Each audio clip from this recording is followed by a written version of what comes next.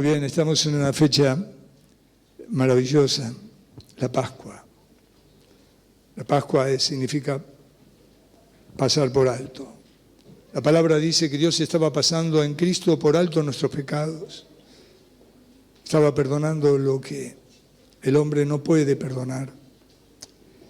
Me crié en un colegio católico de primer grado a quinto año, es decir, que me crié entre sotanas y teníamos religión 2 tardes por semana, porque era de doble turno el colegio, y una vez al mes, el primer viernes de cada mes, comulgábamos, es decir, teníamos que confesarnos con el capellán, y luego participábamos de la comunión, que era lo que usted sabe, que es la hostia, pero el vino se lo toma el cura nomás, ¿vio? Y yo iba al capellán y me ponía de rodillas, y él me decía, cuéntame, ¿qué has hecho? Y yo con 8 años, ¿qué podía hacer? Y no sé, le robé un peso a mi mamá cuando hice el mandado, me quedé con un peso. Bueno, 2 Padres Nuestros, 3 Ave María, y está todo arreglado. Yo creía que era tan fácil la cuestión. Y tenía una experiencia, una visión de Cristo muy errada, porque en la puerta de la iglesia apenas entraba del lado izquierdo. Había una cruz, un Cristo crucificado, y tenía sangre y una corona de espinas, y 3 clavos que lo tenían sujeto a esa cruz. Y mi concepto de Cristo fue un concepto de derrota. Y mi concepto de Dios fue un concepto de juicio. Pero yo entraba y tocaba los pies de Jesús, que ya habían perdido la pintura, porque todos le daban un beso a los pies porque estaba alto. Y entraba en ese lugar silencioso, nada que ver con la roca. Entraba en ese lugar silencioso que nadie podía ni toser. Si alguien tosía, todo el mundo se daba vuelta, imagínense. Me gustaría traer al capellán y que esté en un culto de la roca, me encantaría. Y ahí escuchaba algo de la palabra de Dios. Y aprendí algunas cosas y otras tuve que desaprenderlas para conocer la verdad. Como Cristo dice, conoceréis la verdad y la verdad os hará. Muy bien, qué buenos alumnos. A lo largo de la historia de la humanidad, desde la primera eternidad, nuestro Dios fue un Dios amoroso. Lo leemos en Génesis capítulo 1. Él dice que creó los cielos, la tierra, pero al hombre, Él se agachó, tomó tierra y lo formó. Y le dijo a Jesús y al Espíritu Santo, hagámoslo a nuestra imagen. Y sopló aliento de vida en el hombre, y el hombre fue un ser viviente, y el hombre le empezó a poner nombre a todas las cosas, ¿vio? A la jirafa le llamó jirafa. Pero no tenía una ayuda idónea. Levante la mano los que están casados, varones. ¿Está feliz de su esposa? Bien. Mire que si no va a tener problemas con el papá de su esposa. Él le dio una ayuda idónea. Aquí está mi ayuda idónea. Ponete de pie, Sandra. A ella no le gusta figurar para nada. Esta es mi esposa. Muy bien. La verdad, apláudala por lo que me ha aguantado a mí. Eso realmente merece un aplauso. Y el Señor le dio una ayuda idónea y resulta que por ahí, como en todos lados, andaba una serpiente, ¿vio? Las mujeres, levanten la mano a las mujeres que les gustan las víboras. ¿Vio? La palabra de Dios dice, pondré enemistad entre la serpiente y la mujer. Y eso es nato, ya viene impreso en el ADN de las mujeres. Odian las víboras, salvo algunas que se ponen una en el cuello. Y después las pica y las mata, porque encima pasa eso, la lastima. Pero es algo anormal amar o querer como una serpiente como ¿cómo se dice? Mascota. Una chica llevó un muchacho y dice, la serpiente tiene una conducta extraña, se acuesta y se estira al lado mío, y el veterinario le dijo, es porque te está midiendo a ver cuándo te puede comer. No confíe en la serpiente. Eva le dio charla y el resultado fue que el hombre cometió el pecado y por el pecado ingresó la muerte en la humanidad. Ahí viene todo el asunto. Ahí tengo a Cristo en la cruz del Calvario, derramando su sangre. Cantábamos por un momento allí, pero no se trató de un momento. A las 9 de la mañana Él entró en un estado lamentable en el Calvario. Y a las 3 de la tarde, cuando el sacerdote salía del lugar santísimo con las manos llenas de sangre diciendo: hay un año más de gozo, hay un año más de perdón, Jesús clamaba en voz alta: consumado es. Se terminó la Pascua de los judíos, la Pesaj, y comenzaba la gracia. La gracia es algo que, como el infierno, no sabemos ni podemos describir. La gracia es algo como el amor de Dios, indescriptible. Observe cómo Jesús lo describe. Dice: de tal manera amó Dios al mundo que ha dado su único Hijo, para que todo aquel que en él crea no se pierda, mas tenga vida eterna. No lo puede medir. Él dice: de tal manera es su amor. Nosotros debemos pensar en eso hasta que ese amor parta nuestro corazón y ponga en él todo lo que el Señor quiere poner. Él ha hecho de nosotros barro, pero ha formado una copa y la llenó de un tesoro, que es el Espíritu Santo. En el tiempo de Moisés, usted después lo va a leer en casa, Deuteronomio 27 y 28, la orden del Señor fue poner 2 mensajes, uno en el monte Gerizim y otro en el monte Ebal. En el monte Gerizim estaban las bendiciones por cumplir con las ordenanzas, estatutos y mandamientos, y en el monte Ebal estaban las maldiciones por no cumplir con esos mandamientos. La ley es así, la ley es determinante. La ley es dura, exige juicio. La gracia trae misericordia y perdón. Cuando subieron a la cima del Gerizim, empezaron a gritar: bienaventurados aquellos que aman al Señor por sobre todas las cosas. Y del otro lado gritaban: aquellos que tengan un Dios más pequeño delante de Él serán malditos y cortados del pueblo. No había que olvidar lo que decía la ley, pero la ley nunca podía ser cumplida en su totalidad, aunque la ley tiene un espíritu que los judíos olvidaron cuando Cristo llegó, la convirtieron en religión. Sin embargo, la palabra de Dios dice que la ley es espiritual. En Juan capítulo 8, búsquelo, verso 7, narra la historia de una mujer que fue encontrada en pecado. Me voy a sacar el saco.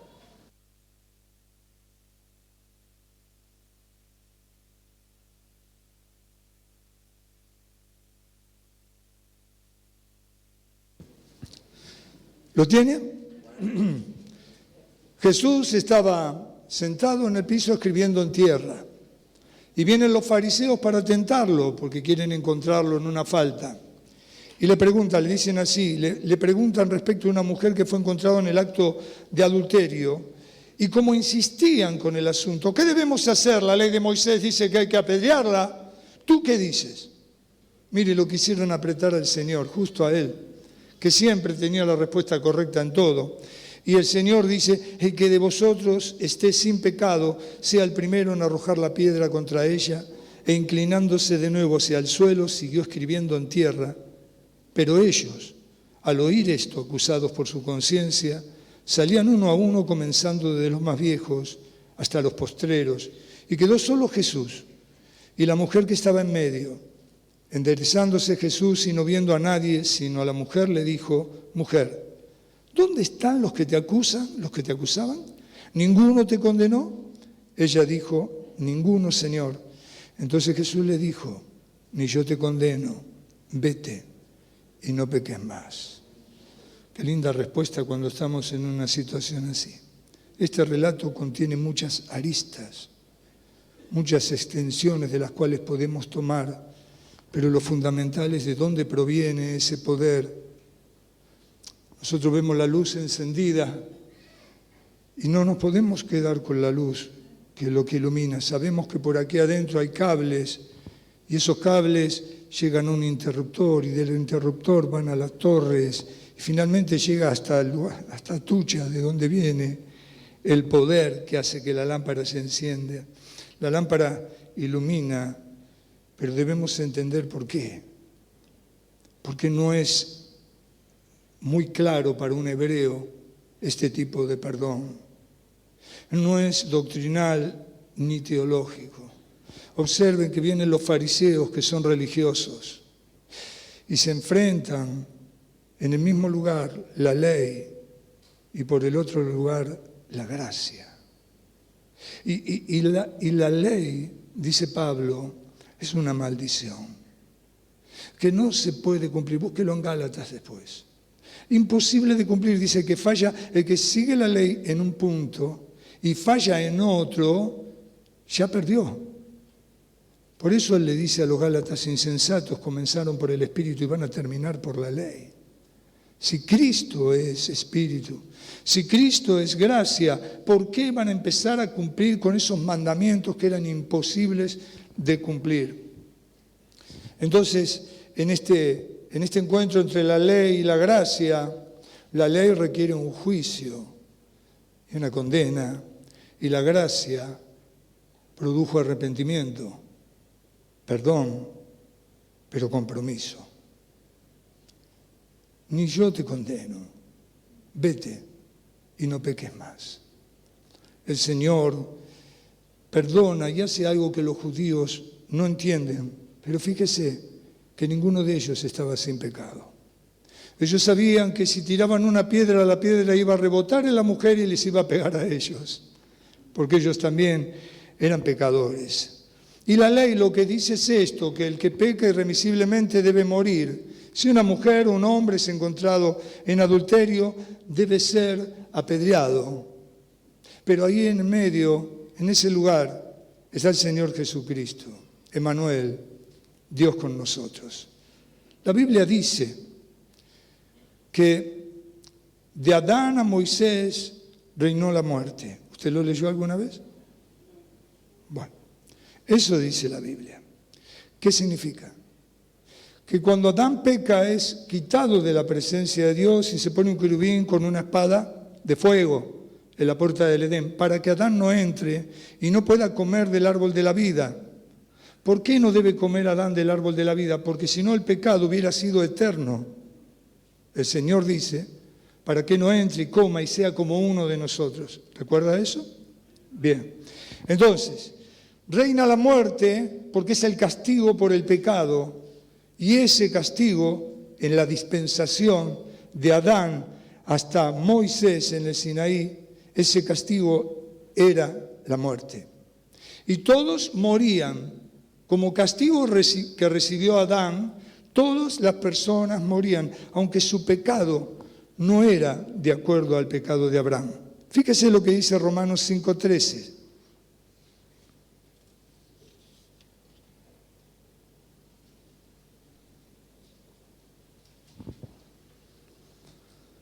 ¿Lo tiene? Pues antes de la ley había pecado en el mundo, pero donde no hay ley, no se inculpa de pecado. No obstante, reinó la muerte desde Adán hasta Moisés, aún en los que no pecaron a la manera de la transgresión de Adán, el cual es figura del que había de venir. Adán, la Biblia dice que es alma viviente, y Cristo es espíritu vivificante. Es la diferencia entre el hombre y el Señor. En ese tiempo de Moisés, cuando Moisés sube al monte Sinaí y recibe la ley de Dios, lo recuerda Éxodo capítulo 20. Él recibe en esas 2 tablas los mandamientos. Ya habían pasado 3 tiempos. El tiempo de Adán y Eva fue la inocencia. Cuando comieron del fruto prohibido, tomaron conciencia. El estado de la conciencia permitió que ellos se reconocieran desnudos. ¿Lo recuerda? En la inocencia, la desnudez no era un elemento extraño, pero en la conciencia ellos quieren tapar y se esconden de Dios, y Dios dice, ¿dónde te escondiste? Como si Dios no lo supiera. Esa segunda dispensación es la conciencia. Una dispensación es un tiempo en el cual Dios obra de una manera determinada, con un fin determinado. Nosotros tendríamos que estar en la inocencia, si Adán no hubiera pecado. Pero él pecó, entró en la dispensación de la conciencia, y luego viene Noé. ¿Recuerda Noé? Él hizo un arca. Ahí comienza el gobierno humano. Es otro tiempo de Dios. El hombre decide quién debe vivir o morir conforme a lo que el otro le haga. Si alguien mató, tiene que morir. Código de Hammurabi, ojo por ojo, diente por diente. Pero desde Noé al Sinaí, que está el gobierno humano, cuando viene la ley, termina todo eso y comienza a reinar la ley hasta que Cristo muere en la cruz. Y la ley es la que dice que la mujer que estuvo en una condición de adulterio debía morir irremisiblemente. Entonces los judíos esperaban que el Señor castigue o perdone, que Él emitiera un juicio sobre esta persona. De cualquiera de las dos maneras, Él sería condenado por los judíos. La respuesta los confronta con sus propios corazones y pone de manifiesto nuestras miserias cuando queremos condenar, cuando queremos ocupar el lugar de Dios, cuando saltamos el amor de Dios y la misericordia de Dios y consideramos nuestros propios pensamientos y nuestro propio juicio y damos lugar a nuestro corazón y tomamos decisiones conforme a nuestra mente. La palabra dice que tenemos que tener la mente de Cristo. Y de esa forma, al tener la mente de Cristo, estaremos sentados en los lugares celestiales con Cristo Jesús. Y solo en esa forma, se cumple Mateo 7:7. Pedid y se os dará, buscad y hallaréis, llamad y se os abrirá. Para que ese versículo tenga cumplimiento, el 6:33 de Mateo es fundamental. Buscad primeramente el reino de Dios y su justicia, y todo lo demás vendrá por añadidura. Ellos tuvieron que tomar la decisión y decidieron que la mujer no era digna de muerte.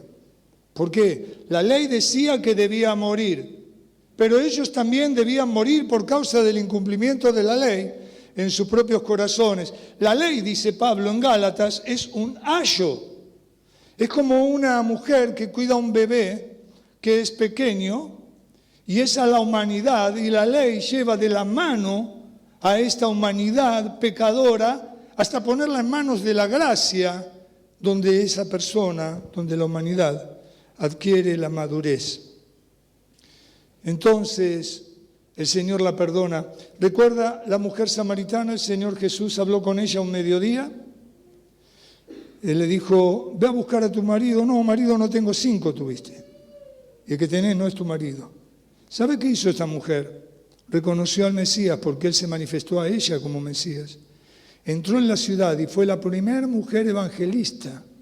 Trajo una multitud de personas a los pies del Señor, y el Señor se tuvo que quedar 2 días ministrando en una ciudad de samaritanos por causa de lo que dice el Salmo 40 que escribe David y grafica lo que pasa con nuestra vida. Pacientemente esperé al Señor, Él se inclinó a mí, oyó mi oración y me hizo sacar del hoyo profundo y cenagoso, y puso mis pies sobre la roca y me dio un canto nuevo y enderezó mis pasos. ¿Cómo pasamos de la condición de perdidos y pecadores a ser reconocidos por el Señor y ser herramientas, predicadores de colectivo, de plazas, predicadores de tribunas de cancha de fútbol, predicadores de escuela terciaria y nocturna también, predicadores en los comedores, predicadores en los restaurantes, predicadores en los trenes? Tenemos el mensaje porque Él nos sacó del fondo del hoyo. El que está en el fondo del hoyo era un castigo de ese tiempo. El hoyo tenía forma de V. Es decir, que la parte inferior donde apoyaba la pierna el preso solo podía apoyar una sola. Y la otra la levantaba y la tenía hacia un costado. Y era tierra, y el carcelero cada mañana arrojaba un balde de agua mientras lo insultaba. Qué linda situación, ¿veo? Así está el mundo, solo que no se da cuenta. A veces ese hoyo huele a Chanel, pero es podredumbre y muerte, porque el que gobierna ahí es el diablo. Ahora este dice: pacientemente esperé. Estás en problema, la estás pasando mal. La paciencia es un fruto del Espíritu Santo. Espera en Dios porque Él va a responder. Él se inclinó a mí. Es algo así como cuando el Señor sale corriendo porque ve al hijo pródigo venir. El Señor se inclina. Y estos hombres que estaban en esos lugares, en esos pozos, perdían los dedos en primer lugar, de los pies. Y luego hasta el tobillo o hasta la rodilla por causa de la humedad, del agua y del tiempo que estaban ahí. Y la palabra dice que cuando me sacó puso mis pies sobre roca y enderezó mis pasos. Lo que hizo fue restaurar, formar un nuevo caminar, hacerme caminar derecho. Yo sé que el camino es estrecho. La puerta también es estrecha. Porque ancho es el camino que lleva a la perdición. Pero ese camino estrecho nos lleva a una puerta de perla y yo la quiero ver. Y quiero que esa puerta se abra y quiero ver el mar de cristal. Y también quiero ver las calles de oro. ¿Vio? ¿Usted tiene mucho oro? Papá arriba tiene mucho.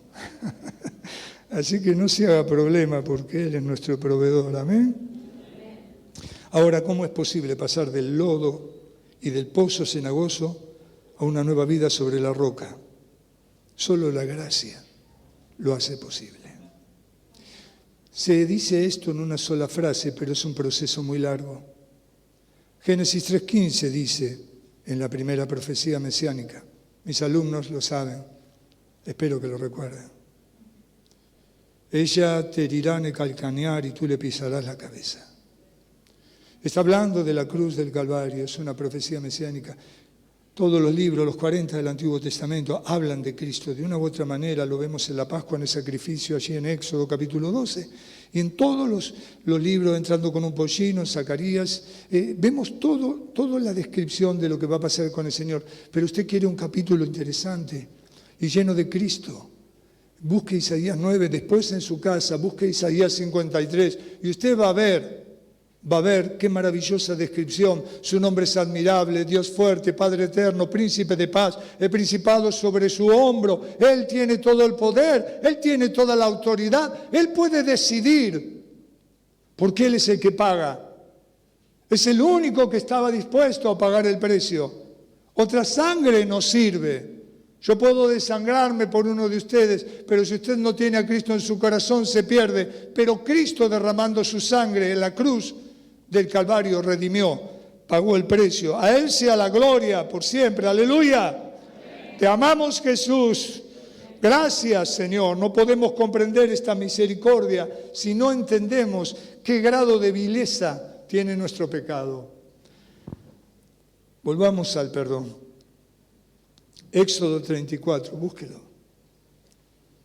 Verso 5. Ahí está Moisés, en la presencia de Dios, en el monte. Éxodo significa salida. Ahí es donde el pueblo hebreo se va. ¿Lo tiene? Verso 5. Y Jehová descendió en la nube y estuvo allí con él, proclamando el nombre de Jehová.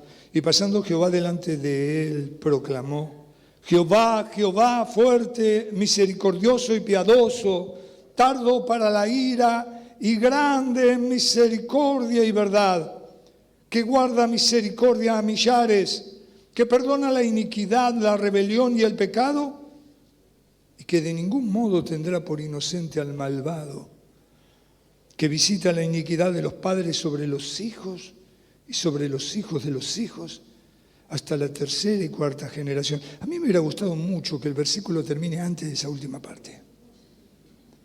Hubiera sido maravilloso y no hubiéramos necesitado a Jesús en la cruz. Pero el versículo seguía.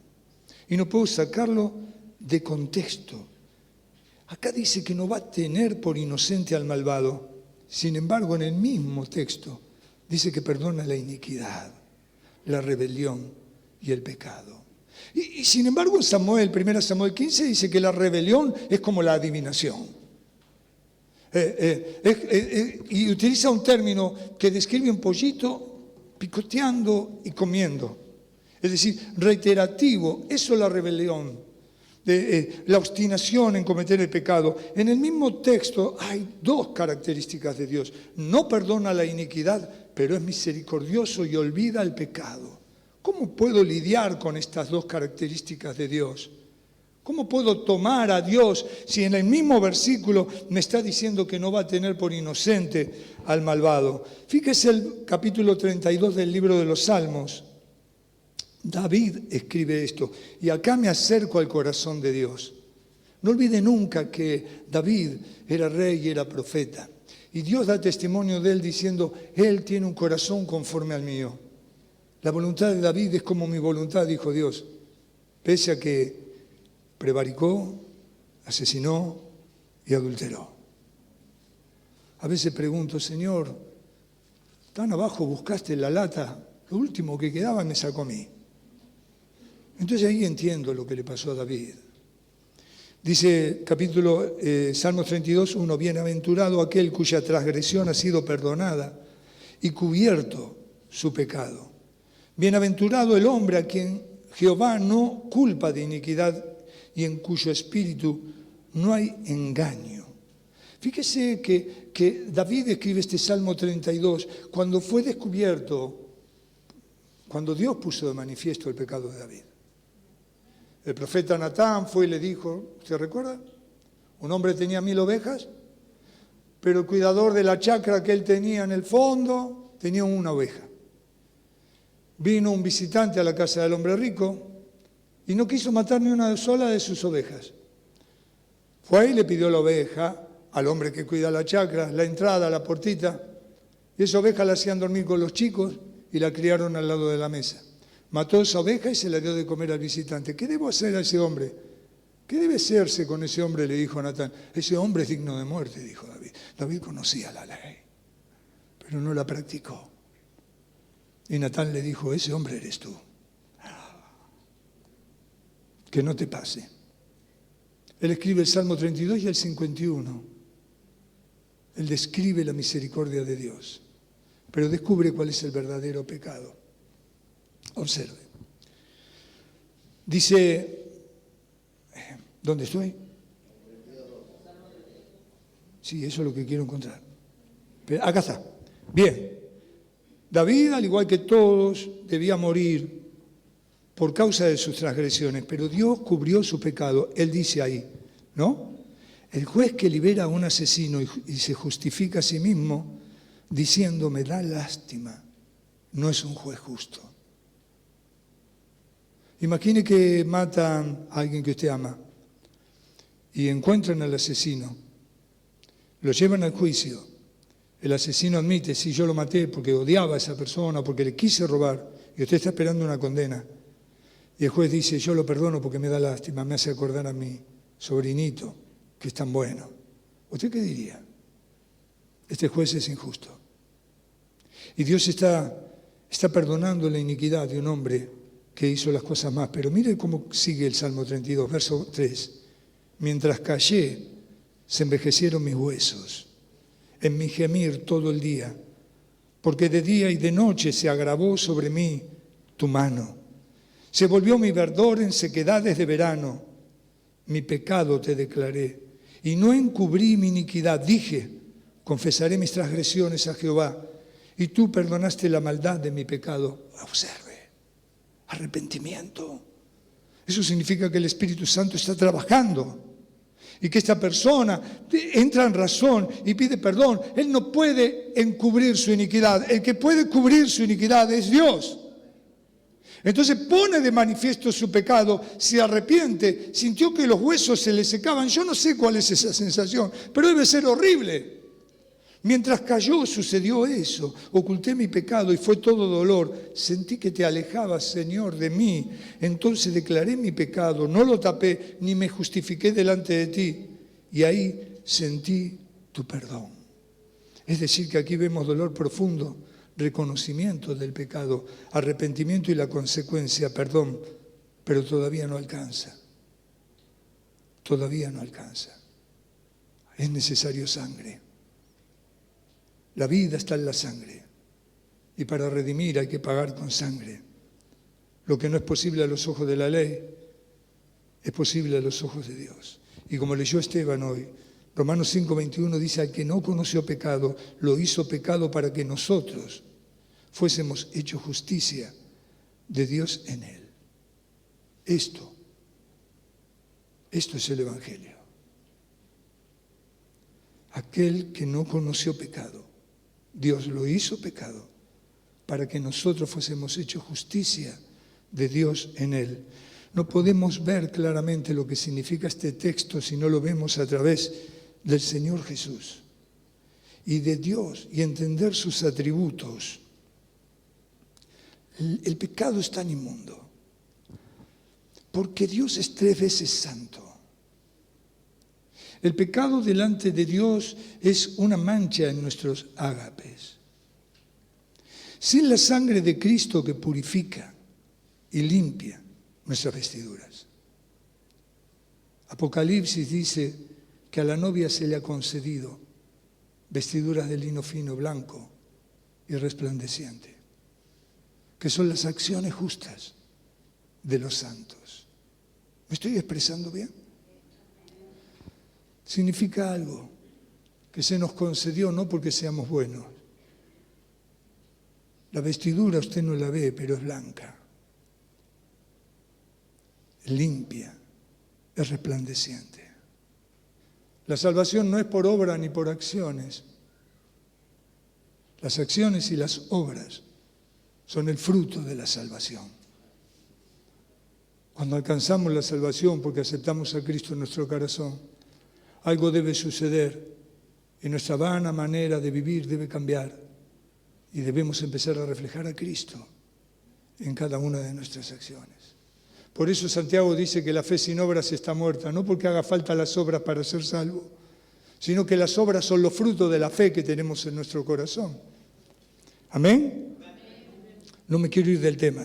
Debemos ver los atributos de Dios. ¿Es largo esto? ¿Están acostumbrados? ¿Vamos bien con el tiempo? Muy bien. Miqueas 7, 18. ¿Qué es eso, pastor? Miqueas es un libro. Va a ver que le va a costar un poquito encontrarlo, no sé por qué. Pero ahí va a aparecer en el, que es un cañón, ¿no? A veces mar, cañón.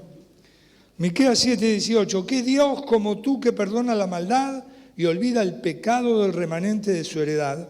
No retuvo para siempre su enojo porque se deleita en misericordia. Él volverá a tener misericordia de nosotros, sepultará nuestras iniquidades y echará en lo profundo del mar todos nuestros pecados. Todo lo está diciendo en tiempo futuro. Es decir, que Dios arroja nuestro pecado donde no puede ser visto. ¿Vio? ¿Dónde lo arrojó? ¿Qué dice ahí? ¿Alguien fue al fondo del mar? Nadie, ¿no? Salvo los peces que viven ahí abajo. Mire, no solo Dios arrojó su pecado en el fondo del mar, sino que puso un cartelito, prohibido pescar, para que nadie traiga la memoria. Esto lo dice siempre el pastor Roberto Sisca. No, muy inteligente. Mire, cuando alguien le haga recordar el pecado que usted cometió, usted dígale, no sé, no conozco porque yo a esa persona ya no la conozco, hace rato que no la veo. ¿Vio? Aparte, si Dios perdonó, ¿quién es? Nadie puede sacar a luz eso, aunque a veces pasa. Solo podemos entender esto a través de Cristo. Pablo dice que la única manera en que Dios pudo hacer esto, perdonar al pecador y permanecer justo, es porque hay alguien que redimió. Hubo un pago por el rescate de los pecadores. Alguien pagó a favor nuestro. Alguien se llevó nuestra deuda.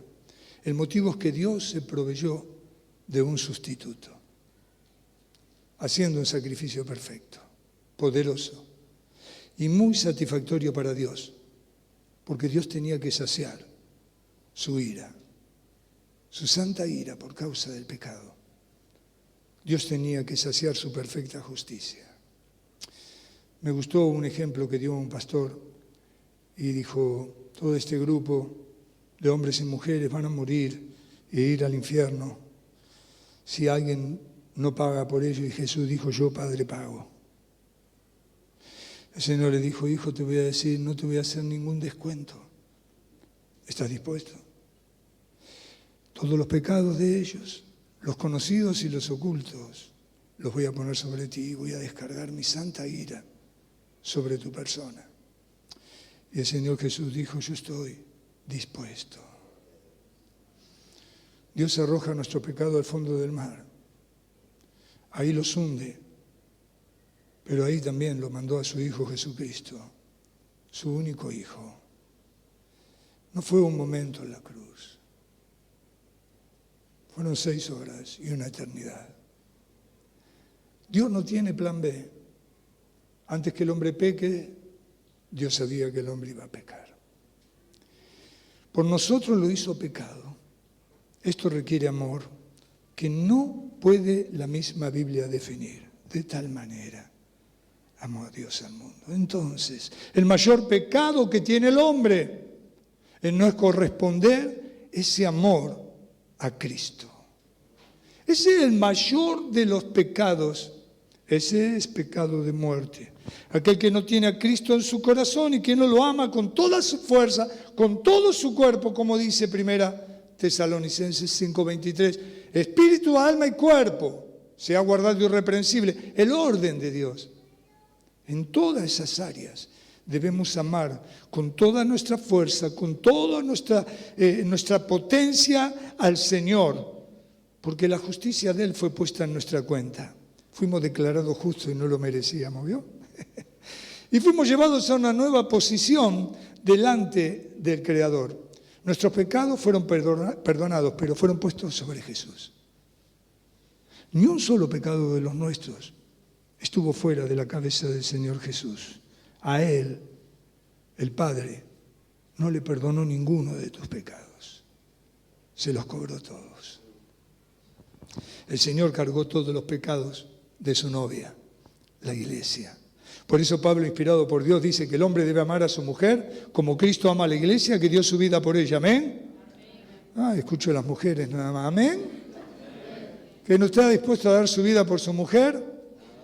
Usted da muchas cosas por su esposa, pero por supuesto ponemos nuestra vida porque debemos amarla y la mujer debe respetar a su esposo. Amén. Lea después Efesios capítulo 5. Ahí tiene unas buenas instrucciones. 1 Corintios 7, léalo a Pedro. También habla de las mujeres. Dice que Sara le decía Señor a Abraham, ¿vio? ¿Y usted qué le dice? Gordo, chino, vení, negro. No importa, mientras sea con cariño, está todo bien. Amén. No le va a decir Señor, se imagina, ¿no? La abuela de mi señora lo trató de usted a su esposo en la luna de miel. Usted se imaginará eso. ¿Qué le parece? ¿Estoy linda? Y el hombre se ve que la quiso porque vivió con ella siempre, pero tratar de usted ya había confianza, ¿no? Volvamos a la ley y a la gracia. Vamos a Gálatas 3:10. Usted va a notar muchos versículos hoy, pero ya no quedan muchos, Gálatas 3:10, Pablo está escribiendo a los Gálatas eran tan cabezones como yo. Ellos habían empezado por el Espíritu y después terminaron por la ley. Terminaron por lo que no conviene, porque aparecieron los judaizantes, los legalistas, aparecieron los lógicos que llevaban la filosofía. Y Pablo está diciendo, descontamínense muchachos, salgan de ahí adentro, porque eso no los va a llevar a ningún lado. Y entre las cosas que le escribe esto, 3:10, porque todos los que dependen de las obras de la ley están bajo maldición, pues escrito está maldito todo aquel que no permaneciera en todas las cosas escritas en el libro de la ley para hacerlas. Y el verso 13 dice, Cristo nos redimió de la maldición de la ley, hecho por nosotros maldición, porque está escrito, maldito todo el que es colgado en un madero. Escúcheme, Él se convirtió en algo maldito para que nosotros seamos benditos. Creo que nosotros tenemos que pensar en esto y dejar que esto destroce nuestro corazón. Eso toque los cimientos de nuestra alma y le amemos a Él con toda nuestra vida. Cuando entremos en el cielo, qué grande. Yo no sé cómo será eso, pero me imagino que debe ser algo glorioso. Alguien dijo, me van a sorprender 3 cosas. No sé si fue un puritano, pero ya no vive, seguramente siglo XVIII. Él dijo, me van a sorprender 3 cosas. Primero, ver que no hay gente que yo esperaba que esté. ¿Vio? Uno va a una fiesta y dice, ¿qué pasó? ¿Tu mamá no viene? De ahí hay un problema. Uno a veces no tiene que preguntar, mejor no aclare porque oscurece. Segundo lugar, voy a ver gente que ni me imaginé que iban a estar ahí. Este atorrante estaba en la esquina todo el día, lo invitaba al culto y resulta que escuchaba la prédica y Dios lo transformó. Y en tercer lugar, me va a sorprender verme a mí mismo dentro de ese lugar. Así que estemos preparados para todo lo que venga. Yo tengo unas cuantas preguntas para hacerle al Señor que la Biblia dice que están en los secretos de Él. Así que espero que esas cosas me las revele en aquel momento. Dice que Cristo nos redimió de la maldición de la ley y se hizo maldito. Aún con todo esto no podemos entender cuán grande es el amor de Dios. Pero Pablo le dice a Timoteo, grande es el misterio de la piedad. Esa piedad es la fuente de nuestra salvación. Algo piadoso es algo santo. Algo piadoso es algo que no piensa en sí mismo, sino que piensa en los demás. Algo piadoso es lo que busca el beneficio de los otros, y en eso consiste el amor de Dios. Ese es el vínculo que debemos tener como iglesia. Dar preponderancia al otro. No tener más alto concepto de nosotros mismos, sino tener más alto concepto del otro. Esto no significa claudicar en los principios cristianos. Esto no significa ceder en nuestra fe y en la palabra del Señor. Lo que significa que debemos hacer como Cristo. Si usted no es capaz de agarrar una palangana y una toalla y lavarle los pies a su hermano, porque no hay lugar para hacer eso, sea capaz de humillarse de otra manera. Y cuando haya un problema, no se ponga mal, acérquese y abrace a su hermano. Pídale perdón aunque la culpa sea del otro. Y usted va a tener premio en el cielo. Eso llega primero que usted a la presencia del Señor. La base es la piedad. Cristo fue hecho maldición porque tuvo piedad, tuvo misericordia. El obediente, Cristo, ocupó el lugar del desobediente Guillermo. Quien condena a Cristo en el Calvario no es la humanidad, no es Roma, no son los fariseos ni el Sanedrín.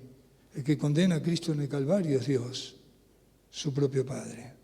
Nuestro Señor allí en la cruz, bajo todo el juicio divino, para que nosotros hoy estemos en paz cantando y tengamos comunión con el Padre. Nuestras transgresiones fueron perdonadas, pero a Él le fueron imputadas. A Él los pecados nuestros no le fueron perdonados. Cuando Él estuvo en el Monte de los Olivos la última noche, ¿usted lo recuerda? Transpiraba gotas de sangre. Yo creo que usted lo habrá oído alguna vez, pero quizá alguien no lo escuchó. Esto se produce cuando la tensión del rostro es tan dura. Es como una mueca, es una expresión rígida. Entonces esos vasos capilares sanguíneos se rompen y la sangre empieza a salir por los poros. La pregunta es, ¿él tenía temor al látigo de Roma? ¿Tenía temor a la corona de espinas? ¿Tenía temor a los 3 clavos? No.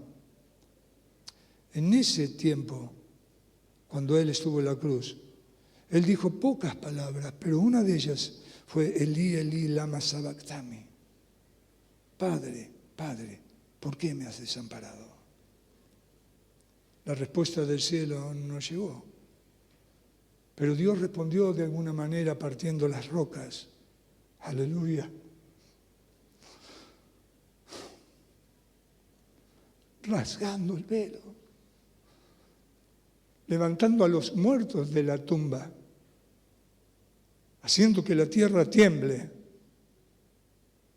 El silencio de Dios es poderoso. El Hijo había dicho, se terminó, el precio fue pagado. La frase consumado es, en ese tiempo en Israel, en Medio Oriente y en Palestina significaba, hemos llegado al fin del acuerdo, todo fue cumplido. Cantamos tantas veces, por un momento en tu presencia, por un instante de tu amor, todo daría, no importaría lo que tenga que pasar, lo que tenga que esperar. El Señor estuvo por un momento fuera de la presencia del Padre y clamó a voz en cuello, ahí donde tomó nuestro pecado y soportó la ira del Padre. Hoy tenemos que mirar al Calvario Debemos mirar el precio pagado por nuestra vida, por nuestros hijos y por todos. Debe producir eso un profundo deseo de servirle. Nada de lo que hagas le va a devolver al Señor su sacrificio. Nada está a la altura de lo que el Dios Todopoderoso hizo con Cristo en la cruz a favor tuyo. Pero si tu corazón está dispuesto para servirle, a Él le va a agradar. Vemos en Génesis a Abraham caminando 3 días, camino al Moriah. Y al lado de él, su hijo Isaac. Finalmente Dios le muestra, Isaac, subí a Abraham. Isaac empieza a mirar y dice, tenemos todo.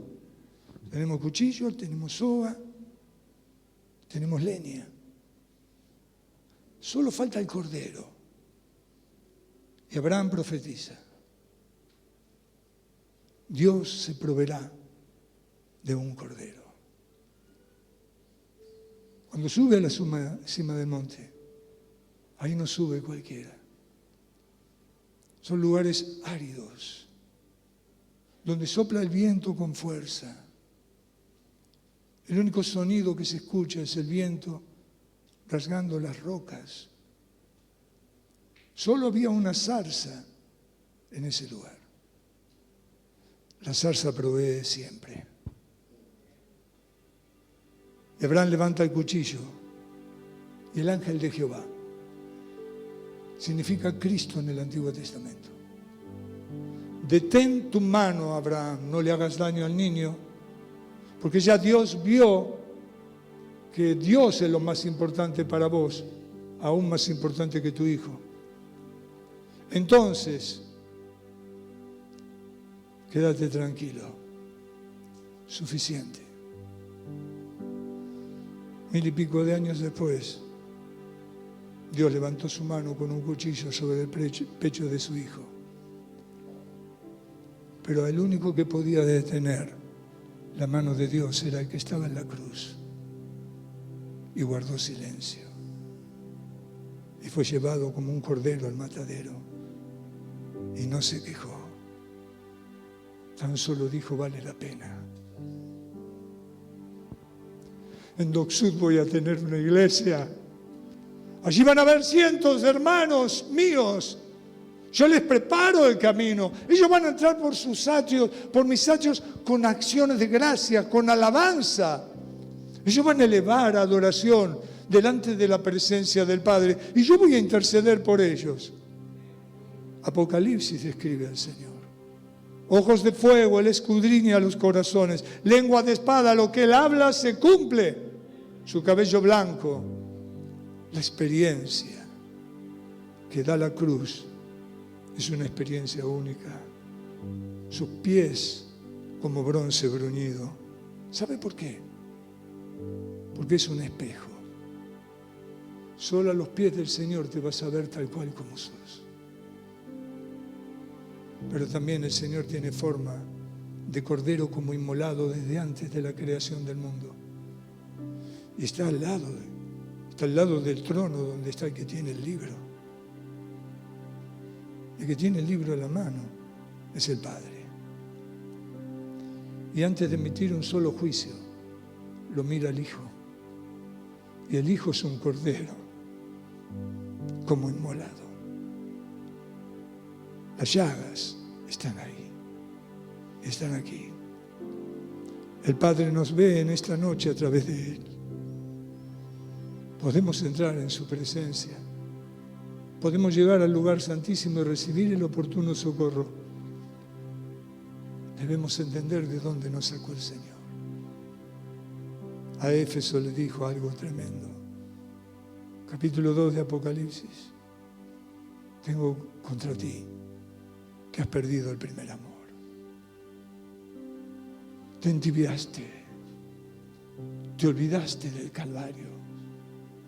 Te olvidaste del precio que pagué.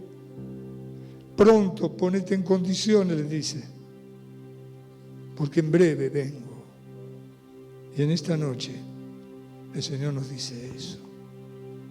Nosotros ahora no solo no somos pecadores, no solo no vamos a ir al infierno. Yo podría estar en el último cuarto de un sótano lejano, pero en la casa de Dios, y estaría feliz de poder barrer en ese lugar, porque no me merezco nada, pero lo recibí todo. El Señor me dice que soy linaje escogido, sacerdocio santo, que formo parte del pueblo adquirido por Dios para una sola cosa, para anunciar que uno fue hecho pecado por causa de mis transgresiones y que su justicia fue imputada a mi vida, y ya no soy Guille, el pecador perdido, sino ahora soy el Hijo de Dios. Y vos sos hija de Dios. Quiero terminar. Dice la palabra en el 5:20 de 2 Corintios que somos embajadores en nombre de Cristo. Como si Dios rogase por medio de nosotros. Os rogamos en nombre de Cristo, reconciliaos con Dios. ¿Cómo podemos comprender tanta gracia? Que seamos embajadores. Es decir, que representemos al reino de los cielos en la tierra. Un embajador tiene una característica: no pertenece al país en el cual representa su reino. Jamás va a pedir la ciudadanía de este país, porque tiene su ciudadanía en el reino de los cielos. Representa a un rey que es todopoderoso. Lo dice Apocalipsis 19, en su muslo está escrito Rey de Reyes, Señor de Señores, y su ropa está teñida en sangre. Él es el poderoso de Israel. Un representante de otro reino, un embajador del cielo, una embajadora del cielo, habla el idioma del cielo, viste la ropa del cielo, camina como se camina en el cielo, trae la cultura del cielo, la trata de manifestar en este país en el cual está. Nunca olvida que este no es su lugar, sino que su lugar está arriba, por un solo motivo, porque el Hijo de Dios dijo: consumado es, y nos hizo ciudadanos del reino de los cielos. Vivamos la Pascua, no olvidemos la cruz. Permanezcamos en el primer amor. Póngase en pie.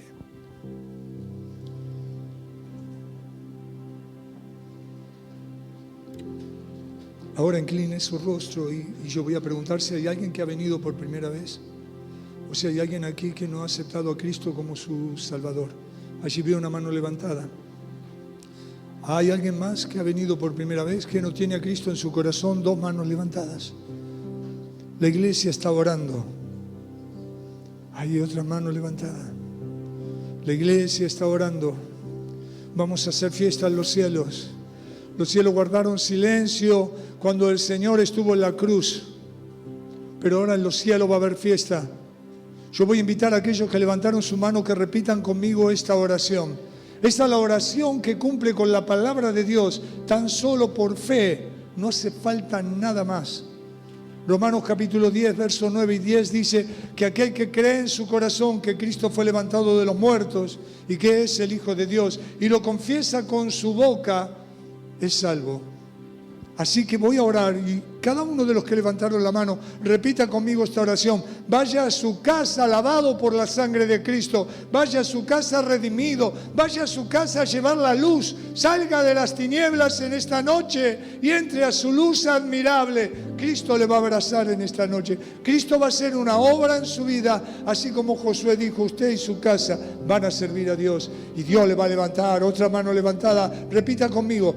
Señor, en esta noche vengo ante ti tal como soy. Yo no soy David ni Noé, pero he pecado, he cometido errores, los he hecho sin querer, pero a veces voluntariamente. Escuché en esta noche que soy un pecador, pero también oí en esta noche que hubo quien, por mis culpas, murió en una cruz y que esa sangre derramada puede limpiar mi pecado y mi vida. Yo te ruego, Señor, que esa sangre que está en perfecta condición, que no se ha secado, que no ha perdido poder, limpie hoy mi corazón y mi vida. Señor, te pido en el nombre de Jesús, anota mi nombre en el libro de la vida. Quiero un nuevo comienzo.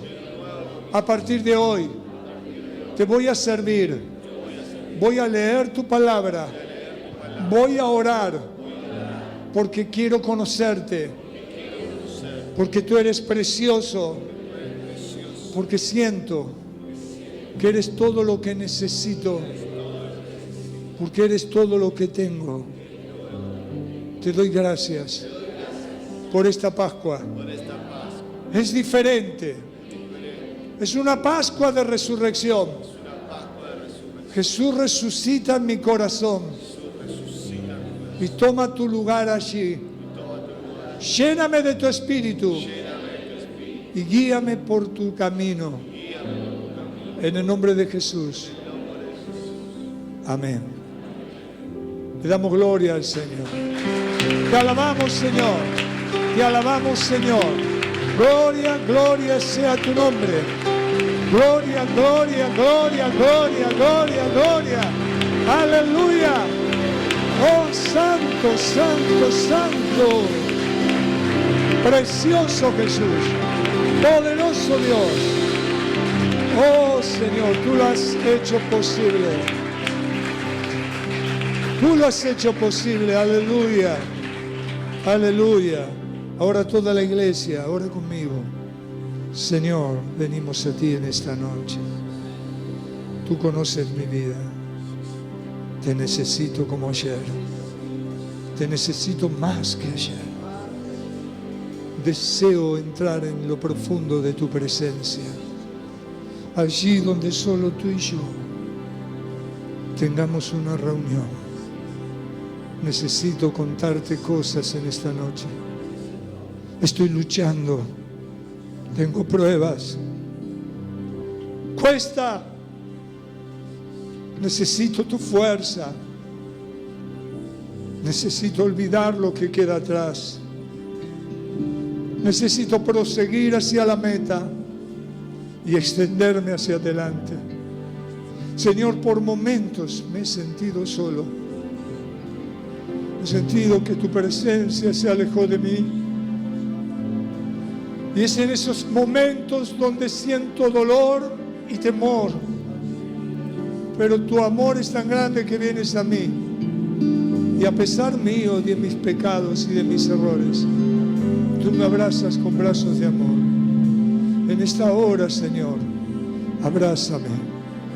Espíritu Santo, fluye a través de mi vida. Atráeme a ti. Espíritu Santo, ministra mi corazón. Manifiéstate en mi vida de tal manera que no sea yo, sino Cristo viviendo en mí. Que no sean mis propias palabras, sino que sean gemidos indecibles que llegan a la presencia del Padre, llevando un mensaje, porque ¿quién conoce mi necesidad sino tú, Espíritu Santo, que habitas en mí? Ayúdame, Señor. Tú me llamaste para que cumpla un ministerio, un trabajo. Tú me escogiste para servirte. Señor, necesito tu guía. Necesito claridad. Trae discernimiento a mi corazón de tal manera que comprenda aquello para lo cual tú me llamaste. Estoy dispuesto, pero te necesito a ti. Sin ti nada puedo hacer. Fuera de ti nada puedo hacer. Aquellos que tienen familiares inconversos, que están luchando con esposo o esposa, aquellos que tienen un matrimonio dividido, hay problemas con los hijos o con los padres por causa del Señor. Esta oración es para ellos. Padre, en nombre de Jesús, Jesús dijo, no vine a traer paz sino fuego. Se va a levantar el hijo contra el padre y los padres contra los hijos. Se va a levantar la nuera contra la suegra, porque no vine a traer paz sino fuego. Pero aquel que persevere hasta el fin será salvo. Me tomo de esa palabra, Señor. De ti viene la fuerza y el poder para seguir avanzando. Pero yo reclamo mi hogar, reclamo mi matrimonio, reclamo a mis hijos para ti. Los ato a tu voluntad, los pongo en tus manos nuevamente. Solo dame la fuerza para continuar, para mantenerme firme en la brecha, para no ceder en el clamor, para buscar tu rostro, Señor, en medio de la prueba. Dame la sabiduría, dame la gracia. Yo reclamo para ti, para tu reino, a mi esposo, a mi esposa, a mis hijos. Oh Señor, creo que van a servirte, creo que van a venir conmigo al culto. Creo, Señor, que se van a romper las ataduras, porque por tu unción se pudren los yugos, se cortan las cadenas, se rompen las ataduras. Ahora, en nombre de Jesús, ahora, en nombre de Jesús, es hecho. Oh, glorioso Espíritu Santo. Ahora, Espíritu Santo, ahora llena, llena, llena.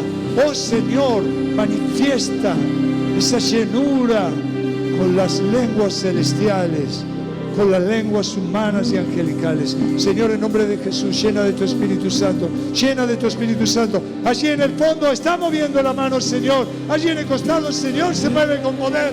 Levanta tu mano, reclama la bendición. Esta promesa es para todos. El que está aquí, bautiza. Bautiza con Espíritu Santo. El que está en medio nuestro, bautiza con Espíritu Santo. Es para ti, es para ti. Aleluya. Bendito es tu nombre. Poderoso es tu nombre, Jesús. Gracias, Señor. Aleluya. Gracias. Hay quienes tienen problemas de adicción, o tienen vicio y le está costando. En nombre de Jesucristo, en nombre de Jesús, ahora le entrega eso al Señor.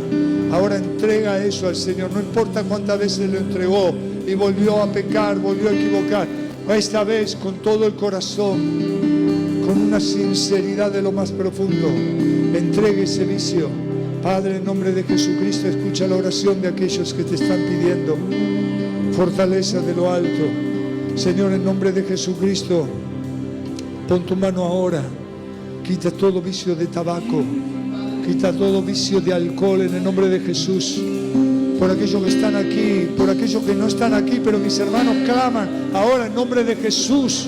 Oh Señor, produce una repulsión por la bebida alcohólica, por el tabaco o por la droga en el nombre de Jesucristo.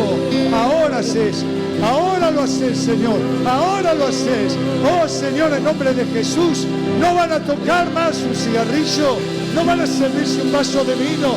Oh no, Señor, porque tu palabra dice: no se embriaguéis con vino, en lo cual hay disolución. Antes bien, sed llenos del Espíritu Santo.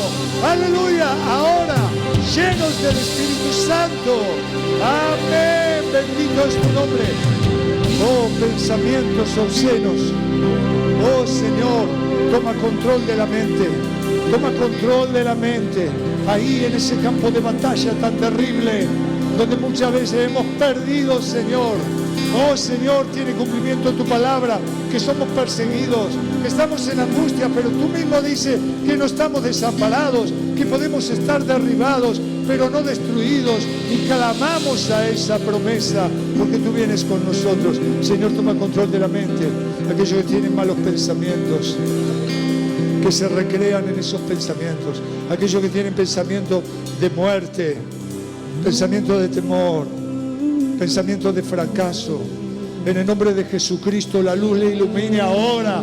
La luz de tu presencia ahora está iluminando esos corazones, esas mentes. Tú estés sobrando con poder. Trae libertad ahora. Camina en medio nuestro. Atraviesanos, Espíritu Santo.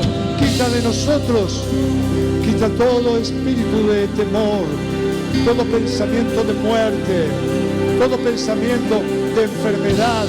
que traen muerte. En el nombre de Jesús, el que tiene la última palabra es el Señor.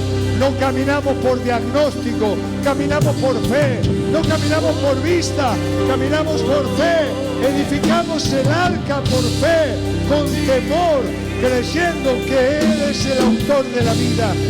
Oh Señor, en el nombre de Jesús, todo lo ponemos delante de tu presencia. Todo lo ponemos delante de tu presencia. Quiero orar por un motivo más. Este es el motivo más importante. Oh Señor, tú nos enseñaste la oración modelo. Padre nuestro que estás en los cielos, santificado sea tu nombre. Venga a nosotros tu reino. Hágase tu voluntad así en la tierra como en el cielo. El pan nuestro de cada día, dánosle hoy. Y perdona, y perdona, y perdona nuestras deudas, así como nosotros ahora perdonamos a nuestros deudores. Y no nos hagas caer en tentación, porque tuyo es el reino, el poder y la gloria por los siglos de los siglos. Amén. Señor, la falta de perdón, ese pecado es tremendo, Señor. En nombre de Jesús, en nombre de Jesús. Señor, dale fuerza a mis hermanas y hermanos para perdonar. Oh Señor, no sea que esa raíz de amargura empiece a supurar, Señor. Produzca una llaga que sea difícil de curar. Señor, yo sé que hay cosas dolorosas y terribles, pero tú en la cruz dijiste, Padre, no le tengas en cuenta lo que hacen, porque no saben el daño que están haciendo. Y aún Esteban dijo, no les tengas en cuenta este pecado. Nosotros, Señor, queremos tu perdón. Enséñanos ahora a perdonar, danos la fuerza para perdonar, para soltar a aquellos que nos produjeron daño y no les podemos soltar. Hay algo que quedó en nuestros corazones y eso nos ata al pasado, no nos permite crecer, no nos permite desarrollarnos como hijos de luz. Señor, danos la fuerza para perdonar. Trae a nosotros, a nuestro corazón, el espíritu de perdón, Señor. Que tu Espíritu Santo gobierne cada área de nuestra vida. Que ninguna parte de la naturaleza caída tome lugar. La falta de perdón, Señor, es nuestra naturaleza caída, obrando en nuestros corazones, trayendo a nuestra mente pensamientos, recuerdos desagradables, dolorosos, traumáticos. Pero, Señor, tú has dicho, todo es hecho nuevo, las cosas viejas pasaron. Señor, esa llaga tú sanas ahora. Tú estás sanando esa llaga. Tú estás sacando esa raíz de amargura para que con libertad te podamos adorar, para que podamos ir delante de tu presencia con las manos limpias y el corazón limpio, Señor. En nombre de Jesús te damos gracias. Tú lo haces, Señor. Tú lo haces. A mí me cuesta, pero tú lo haces. Aleluya. Más que ayer te necesito yo, como nunca imaginé te necesito yo, más que antes, Señor, te necesito yo, te necesito yo, te necesito yo.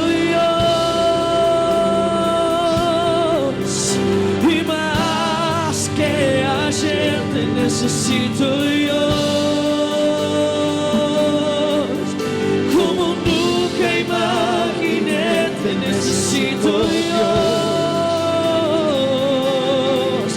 más que antes, Señor, te necesito yo, te necesito yo, te necesito yo. Aleluya. Así es, Señor. Más que ayer, cada día, necesito yo, hasta el último día, como nunca imaginé, te necesito yo, así como dijo Moisés, más que antes, Señor, si no vienes conmigo no voy, Señor. te necesito Dios, te necesito Dios.